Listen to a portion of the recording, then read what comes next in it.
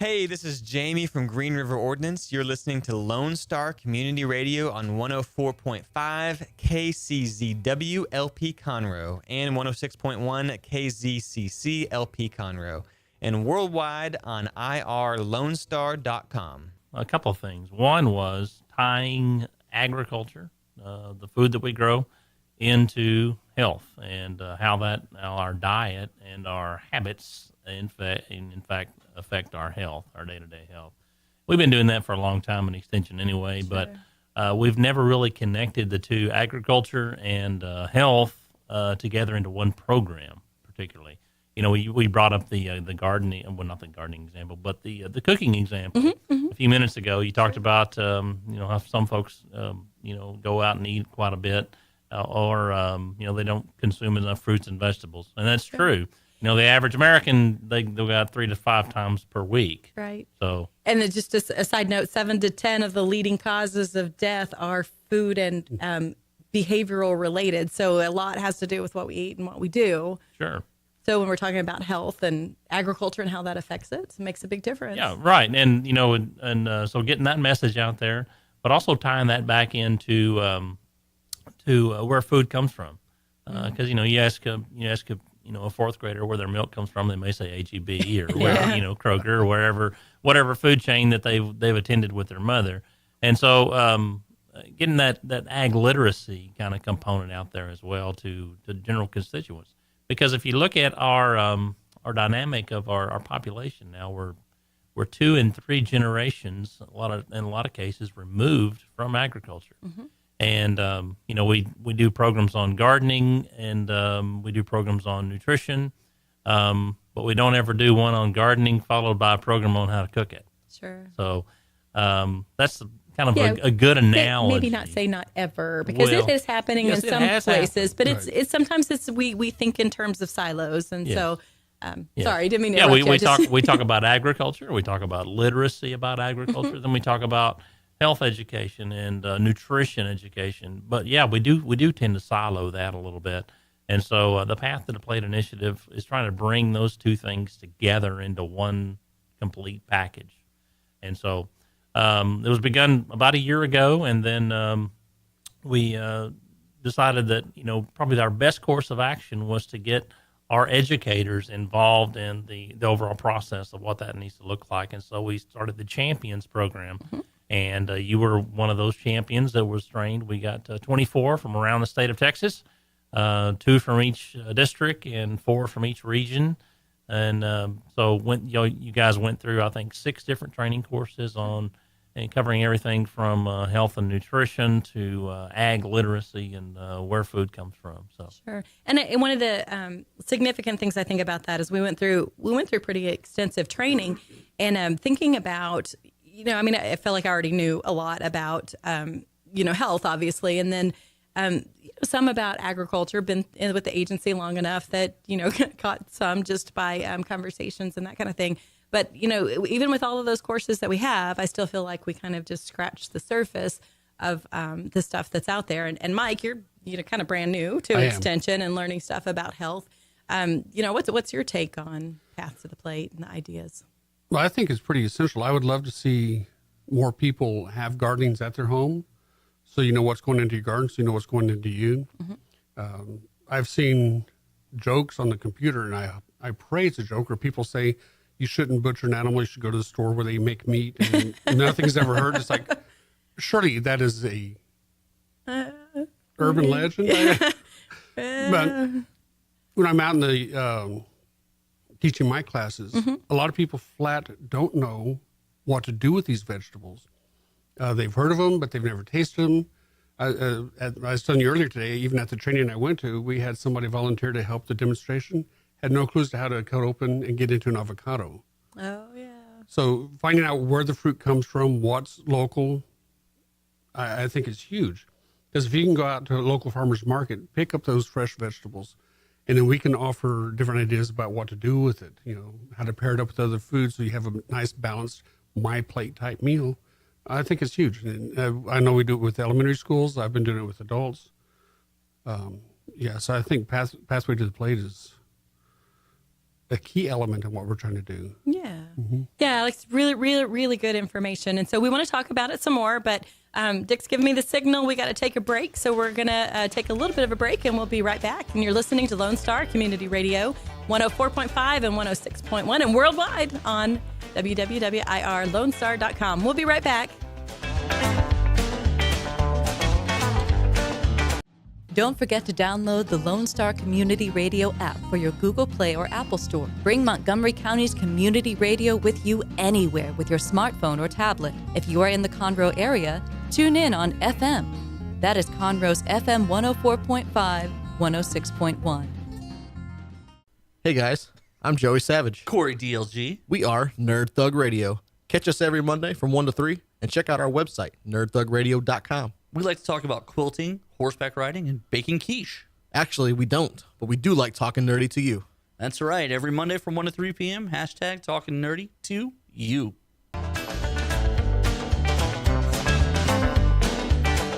Welcome back in this lovely afternoon. You are listening to the Extension Hour. We're so happy to have you with us.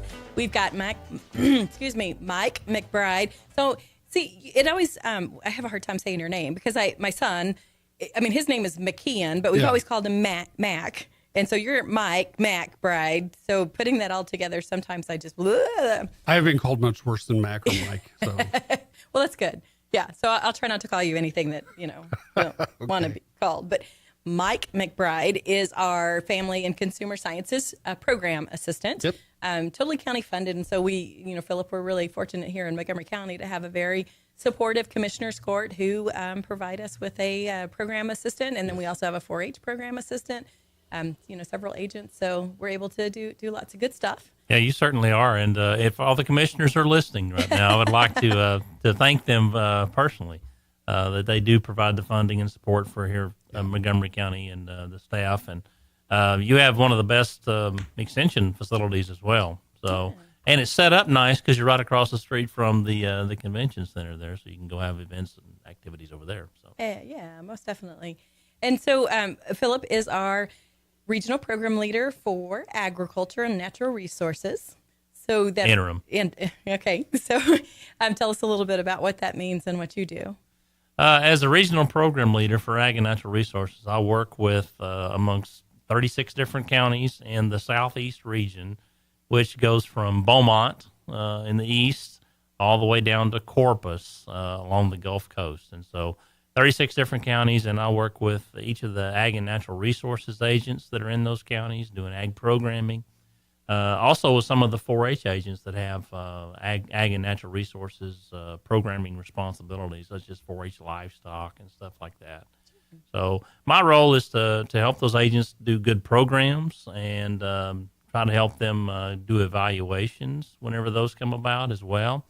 And right now I've been reviewing all of their program plans for the upcoming year, making suggestions and some tweaks to them, and making sure that they're on target for what they're wanting to do. Yeah. And then after the first of the year, I'll have the opportunity to go out and visit some of those programs, and maybe hopefully provide some positive pointers if need be. Yeah.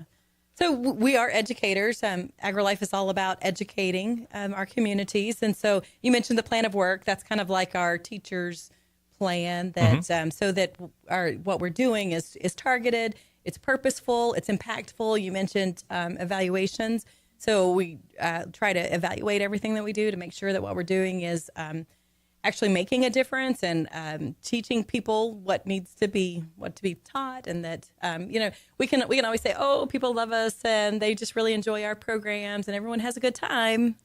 But which is awesome. We want people to have a good time, most definitely. But, did they learn anything? Yeah, did they learn anything? Because if we're about helping Texans better their lives, what about their lives is better? So that's one of the things that we do. And then we were mentioning too about our county commissioners court, and I think it's people sometimes don't understand how extension is funded, and it is complicated, and sometimes we don't even really understand all the intricacies of it.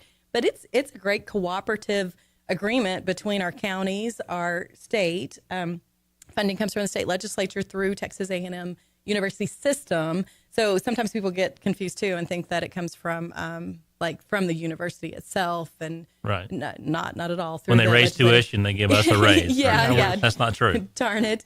And then through the federal government, through USDA. So, it's I think it's a great, it is complicated, but it's a great working relationship. So everybody gets a lot of bang for their buck, because putting in some funding for it, but getting back the full results. One of the classes that I taught at Texas A&M was one on developing community education programs. So it was basically how to be a county agent kind of a class.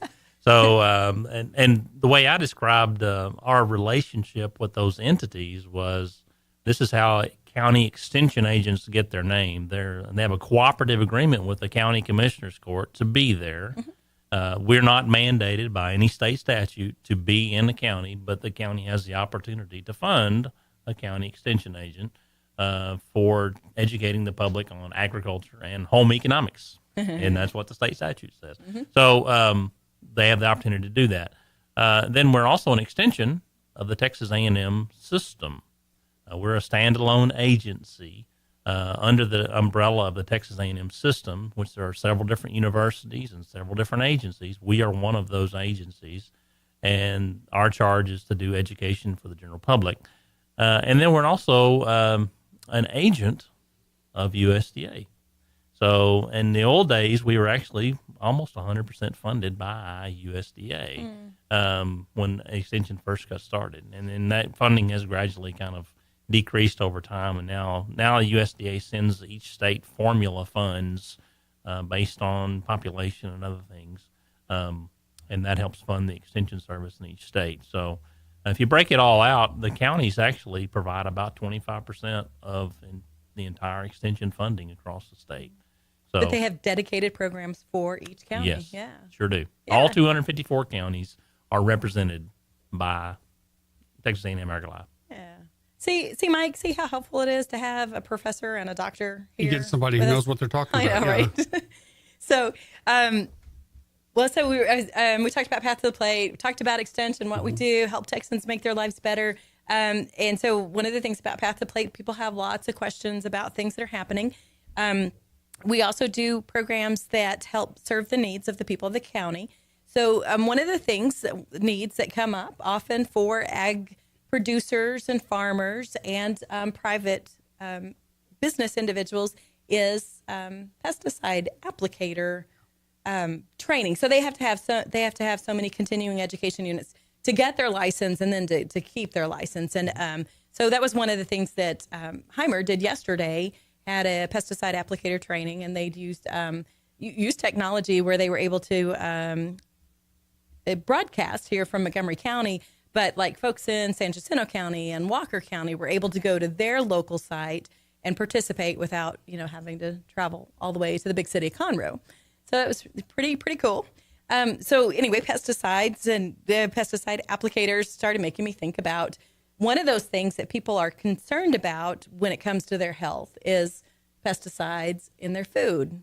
Have either of you ever heard people express concern about that?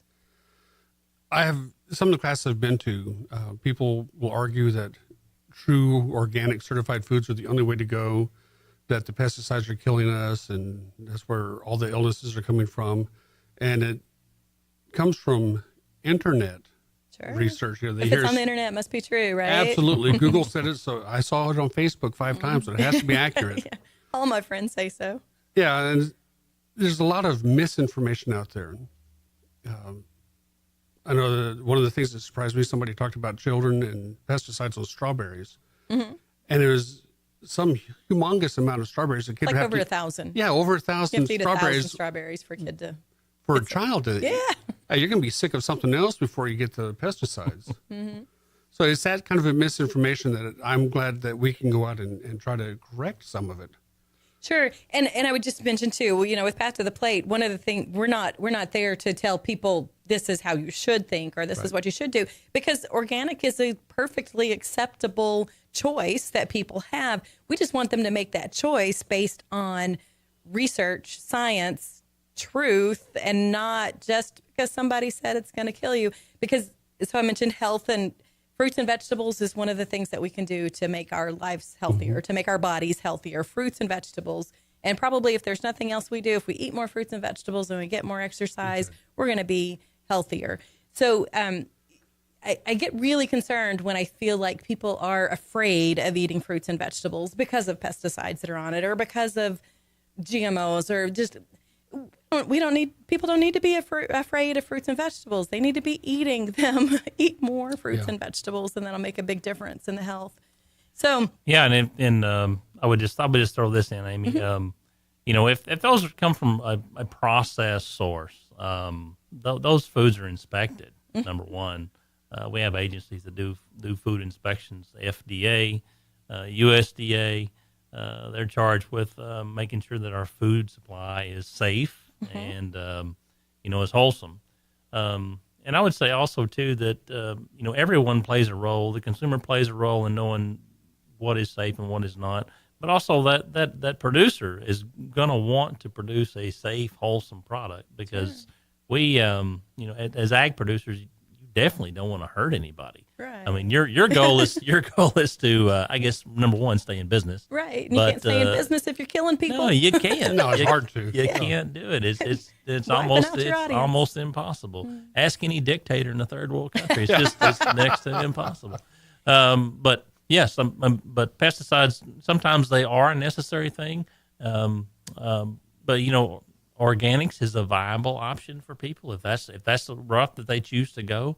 We in this country are blessed enough that we have production up so much that if people want to purchase organic foods, then they can. Sure. If we make enough. So. Okay, so on that note, we have to take another break, but we're going to come back and we're going to talk more about how do you make those choices? How do you find out what's true? A little bit about pesticides, what are used, all those kind of good things. But you're listening to Lone Star Community Radio, 104.5, 106.1, worldwide, irlonestar.com, and we'll be right back. Hey guys, this is Connor. This is Dick. This is Chris. And we're with the Ticket Stub Podcast every Thursday live at noon on 104.5 and 106.1 FM in the Conroe area. Also, anytime at irlonestar.com. You go to irlonestar.com/TTS. You can find all of our social media. And don't forget, we give away 2 tickets to the Grand Theater on every show. If you like movies and you like complaining or celebrating anything that has to do with the silver screen, check out the Ticket Stub Podcast and join us every Thursday at noon o'clock on Lone Star Community Radio. Our talk shows and music shows are looking for sponsors. Want to expand your brand awareness? Reach the hyper-local audience in Montgomery County? Lone Star Community Radio sponsorships accomplish this. Want to see our stats and rates? Check out irlonestar.com/sponsor for more information. Or call in and leave us a message at 936-647-3776. And we are back. We're talking about organics and pesticides and health and vegetables and extension and education and all kinds of things. And it all comes together. It all makes sense, right? It's all part of the same pot. Yeah, that's right. So we have Mike McBride, our FCS program assistant. We have Dr. Philip Shackelford, regional program leader for agricultural and natural resources. And I'm Amy Ressler, county extension agent for family and consumer sciences. And we love doing the extension hour. So here we are, like we are every Friday afternoon, 1 to 2. Talking about different kind of topics. And this time we are, like I said, we're kind of talking about Path to the Plate, which is all about helping consumers understand where their food comes from and how it's safe and making good choices really is kind of what it comes down to. So, we mentioned kind of like your parents. They help you make good choices. That's right. Make good choices. So, we we're not going to tell people, forget organics because that's a big part of our economy. Mm-hmm. And there are people who want organics, and there is absolutely nothing wrong with wanting to have organics. But my own garden that I'm putting in, we're going to strive to be organic. And if the bugs start eating too many, then I work at a place where I can find out what to do. Absolutely. Right. And I would rather eat the food than let the bugs eat the food. I mean, right. Yeah. And so we've talked too about with the Path to the Plate and kind of the ideas of how are we going to feed the world? Yeah. And there's how many billion people? 7.5 billion people on the planet. And it's growing. Yes, you're exactly right. China has the most, and that's closely followed by India. and estimated that India will pass China in the next 15 years or so. Wow. So, but guess who's third on that list? Who could that be? U.S. Us. Us, yeah. Us. We are third on the list of most populous countries on the planet, but we pale in comparison to the, well over a billion, well, almost, 1.45 billion in China, 1.2 or 3 billion in India. Mm-hmm. So we're, in the 300 plus thousand range. So, or a million, I'm sorry. So, we pale in comparison to them. Right. So, but still a lot of people to feed and a lot of mouths to feed. So, and latest estimate was I think the American farmer feeds about 150 some odd folks, something like that. Like each farmer feeds that many? Yeah, that's the estimate. And how they come about that number, I don't know. But it's a formula. But yeah, it is a formula. And so, but our U.S. farmers have all sorts of methods by which they have kept up with population and production. If you look around, let's just say the greater Montgomery County area, how many folks are actually in the farming business? I bet you there's not that many that are making their living off of production agriculture. Now, ag-related jobs, maybe quite a few. But the actual production agriculture, making a living, the standalone living, they don't have a job anywhere else. Probably not that many. And across the U.S., the number's around 2%. Wow. So, it's a pretty low number. But for that 2% to be able to feed about 158 people, and that's per farmer, is quite remarkable, really. Looking back 50 years, maybe 60 years, number of farms has definitely decreased. You could take ever since the Great Depression, we've been losing farms. Number of farmers, but the actual size of a lot of farms has actually kept pace and has actually increased a little bit, and that's also been challenged by the amount of farm land that we actually have to farm. Sure, because we're losing that. Right. We've. So did you know that Conroe was named like the fastest growing city in America recently? Like I don't know which quarter or who it was that came up with that, but so growing really fast. Yes. Why is it growing fast, and where are those people going? I would say, why is it growing fast? I would say that part of that is they are close to a job that pays really well, and the job pays well enough to where they can only spend about 6.3% of their annual gross income on their food.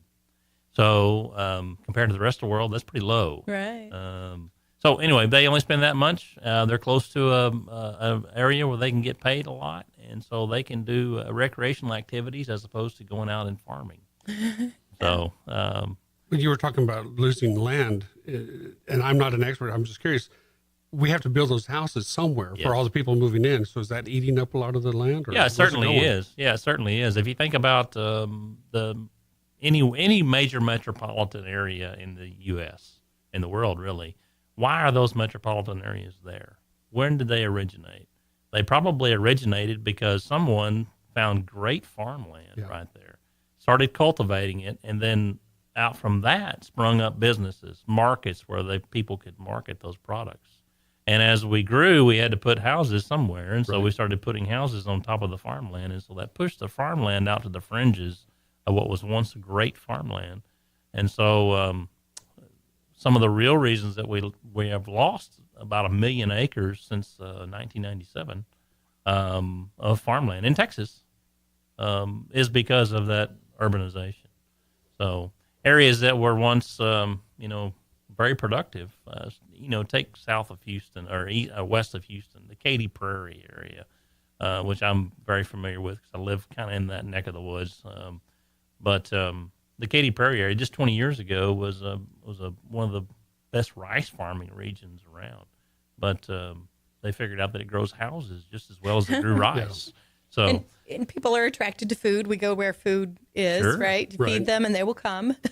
So we want a population moves towards where food is available. Yes, that's exactly right. It's kind of it's very interesting how it kind of works against itself, but we've got technology and knowledge that helps us utilize the farmland that we do have available where the houses are not. Yeah. So how are we able to produce more food than we did in, say, in 1950?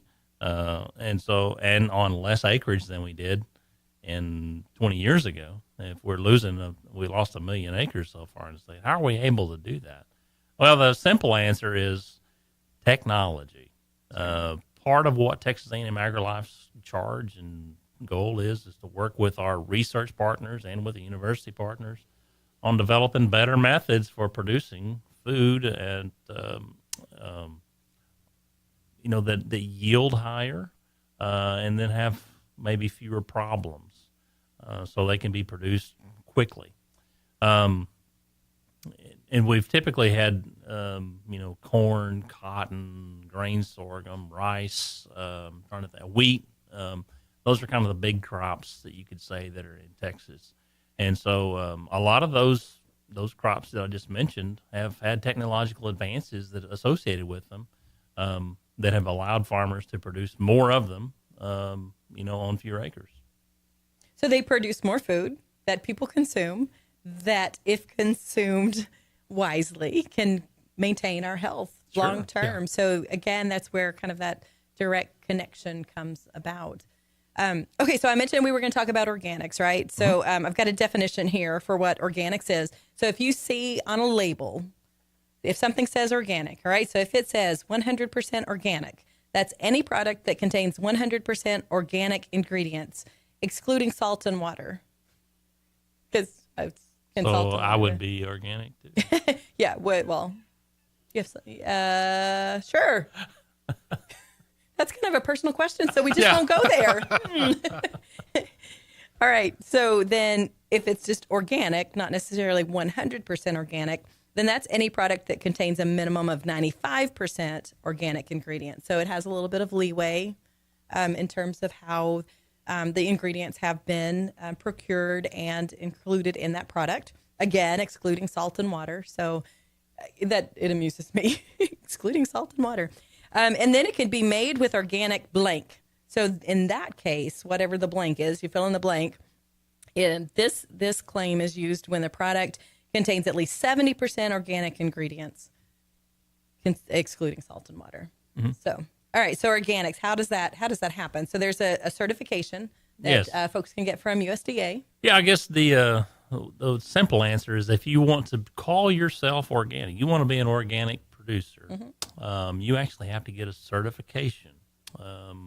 And the certification process actually goes to the Texas Department of Agriculture, and they would actually send an inspector out to make sure that he doesn't find anything that would preclude you from being organic, such as pesticides. So that would be synthetic. One that people may be familiar with is 2,4-D.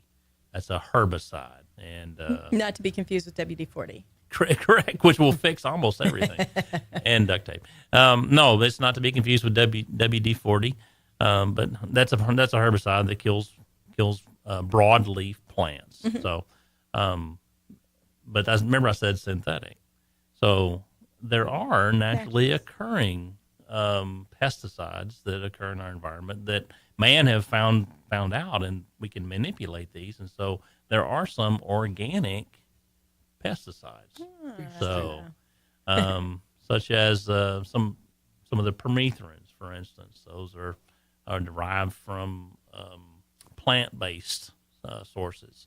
There's also things that are derived from naturally occurring soil bacterium that can be utilized in pesticides for organic purposes. So I guess the take-home message is when you say, organics, they don't use any pesticides. Sure. That's not exactly true.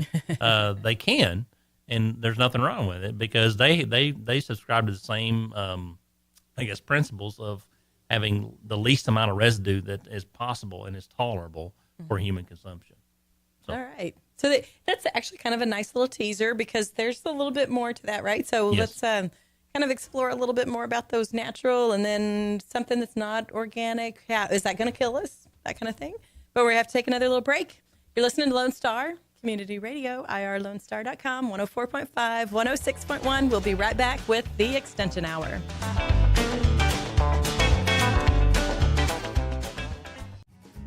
Listen in Mondays at noon to hear Conroe news from local nonprofits, businesses, upcoming events, Conroe Park events, news stories, and information that matters to you with your host, Margie Taylor of Taylorized PR.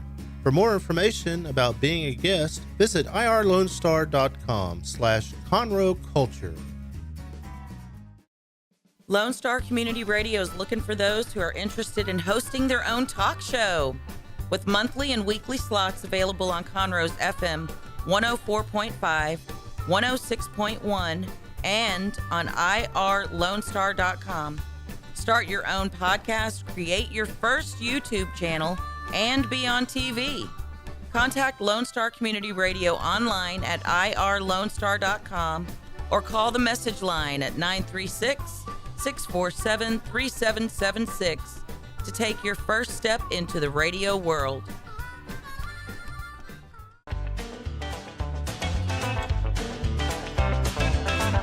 All right, I'm ready. We've got just a few more minutes left. We've been talking about organics. We were just talking about how Dr. Shackelford is full of such good information. And Mike, you said you were learning some new things. I am, yes. So what is another question that you have? Okay, just for the home gardener, you're talking about some organic type herbicides. Mm-hmm.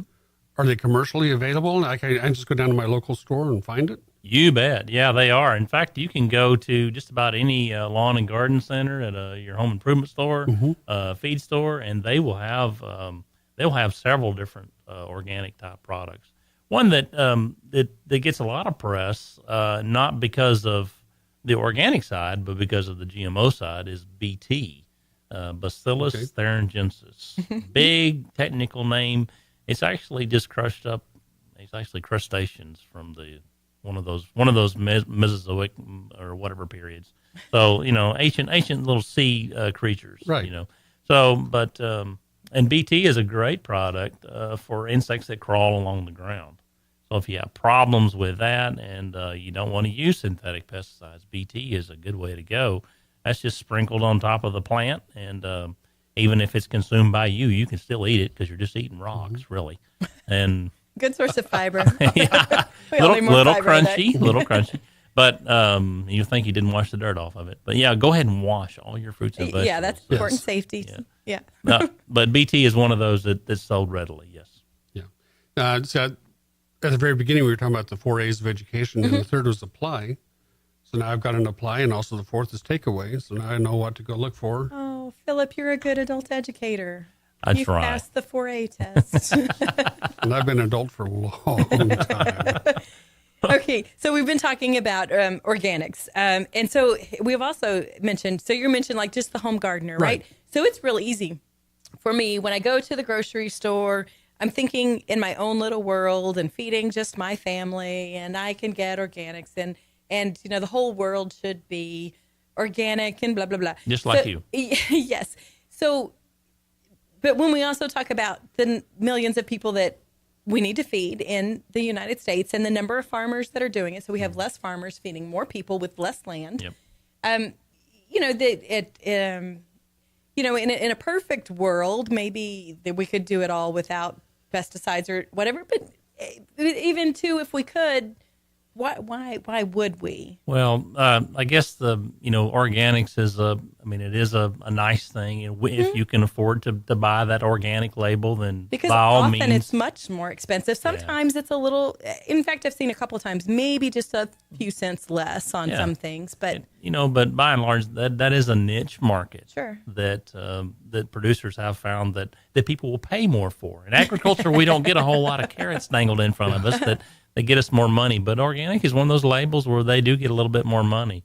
The unfortunate thing about organics is that some of the organic products that can be used to control pests or some of the other production practices and the lack of use of, I guess, improved genetics sometimes in different crops doesn't allow itself for organics to actually compete in production as well as conventional production does. So in other words, organics typically produce about half of what a conventional farm would produce if they're using technologies like genetically modified or pesticides, synthetic fertilizers. So they just don't produce quite as much. So I've got a little bit more just about what certified organic means.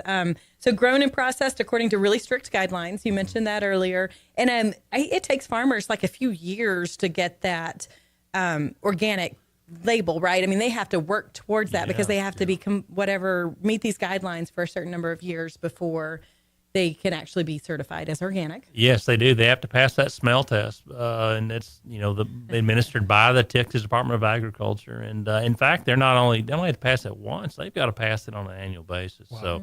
So, so it really is. I mean, it really is worth it to them to get more money for their product. Sure. So, no genetically modified organisms in an organic product.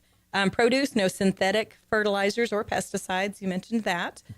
With meat, animals are raised in living conditions that reflect their natural behavior, which we could have a whole conversation. I wish we had some more time. And, if you can, come back again sometime because we could talk about a lot natural about behavior of animals. Yes, and what that actually means, the free-range chickens. Anyway, so they're fed 100% organic feed, forage, and then not given any antibiotics or hormones. And we can talk about some of that too in the future. So just something to pay attention to. There's products out there that are labeled as hormone free. Everything has hormones, but then raised without it. And then packaged foods, no artificial preservatives, colors, or flavors. All ingredients are organic. And then there's an exception. The exception are some non-agricultural products are allowed, like baking soda and pectin. So there's exceptions to everything, but there is a lot that goes into organics. So what do you think? Should we use organic foods? Is that the choice? My family is very healthy, and we've never used pure organic. I do try to be mindful when I go shopping and look at the price per unit. If I can do organic, I will, but you know what? I don't have to. Yeah. And we're thriving. Yeah, it's a personal choice, and if people choose to go organic, then hey, great for you. Yeah, and again, I would just add, make sure you're doing that because you're well educated, that you've educated yourself, that you found the information out there. Don't do that out of fear, because fruits and vegetables are good for us.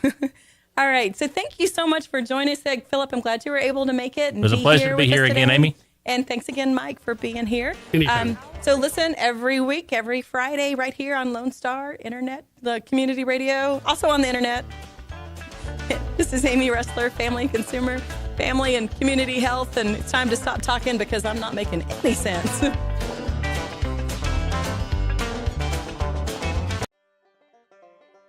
Thank you for checking out this production of Lone Star Community Radio. Lone Star Community Radio is Montgomery County's community radio station. Don't forget to check out this show and many others across the Lone Star Community Radio Network, either live on Conroe's FM 104.5, 106.1, the Lone Star Internet Radio app, or irlonestar.com's live audio stream, and on replay on podcast, Channel 12's Our City TV in Conroe, or Channel 21 KVQT in Houston, and of course their YouTube channel. This production is copyrighted and all rights are reserved by Lone Star Community Radio. Have a question regarding this program or other Lone Star Community Radio shows? Want to sponsor or start your own show? Call the station message line at 936-647-3776 or email the station at lscrstudios@gmail.com.